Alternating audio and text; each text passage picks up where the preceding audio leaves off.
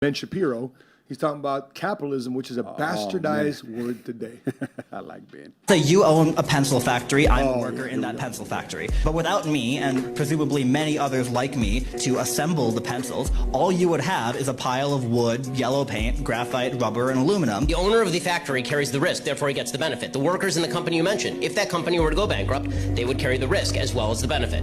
If the company goes bankrupt, and this guy has to pay off all of his debts, the worker may lose his job, but he's not the one who's going to incur the debt of having gone bankrupt. Okay, it is the investor who pays the downside, who invested in all the machinery, who sunk millions of dollars into making your labor productive. Because guess what? Your labor is without that machinery. Gunk. Nothing. You don't have a pencil to put together. You don't got the wood. You don't got the paint. You don't got the rubber. You don't got the metal. You got nothing. Right? You're sitting there, standing outside, twiddling your thumbs. Who do you think put more in? The guy who spent millions of dollars buying all the machinery, leasing the place, making sure there was a management structure, doing the LLC formation, making sure all the tax code was in compliance, or you standing outside because you can stick a piece of graphite into a piece of wood? Wow. Because there's a generation of people thinking now that, hey, you owe me. Entitlement. You owe me. Entitlement. Yeah, man. Owe me. I've done this, you owe me. Yeah. So we were talking about this at the Cowboys Club. Yeah. Speaking of entitlement, we talked about reparations for the black community. Yeah.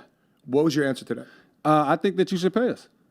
I think that you should pay us. When you look historically of every nationality that has been wrong, they have been paid, right? And I said this. My question is, why have we not been paid? Okay. Right? And so, but I also said there's a flip side to that. I said that if you paid us, more than likely, just based off of where we are as it pertains to the trajectory of our net worth being zero by 2050, what we as a community look towards as it pertains to sports and not really as much as education and things like finance that matters, right?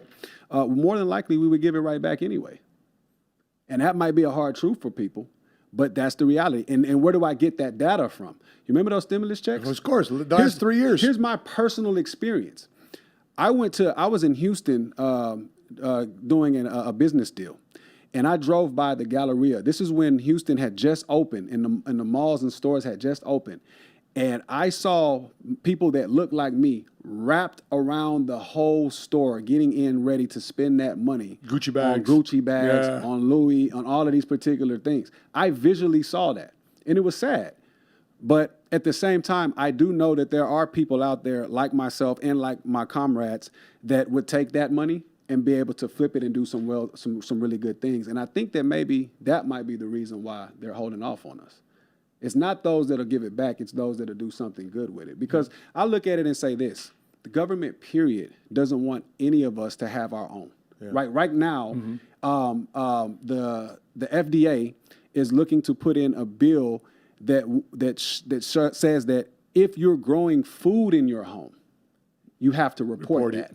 Yep. Why would I need to report? It's my house. It's my house, my land, business. And inside my house. Let's take the land part. Not public land. Yeah, let's say it's my land in my house. Yeah. Why would I need to report that? It's about control. Everything's about control. So that's why July 1st, America wanted this cryptocurrency, the Fed now type of policy. So listen, capitalism has absolutely changed my life. Yeah, I've somebody asked me what's the best resource to raise capital to get a business loan. You know, brother, I've never gotten a business loan.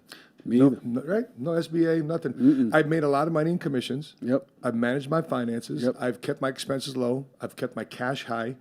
And when I need to make a move on something, I had the cash. Yeah. I became my own bank. I stuffed it inside the life insurance policy we were talking about earlier. Correct. I bought my cars. Yep. Funded my office spaces. Funded my office furniture with money I saved and tucked away my life insurance policies. So if you like that clip, please watch this one right here. If you want to see the full podcast, click right here.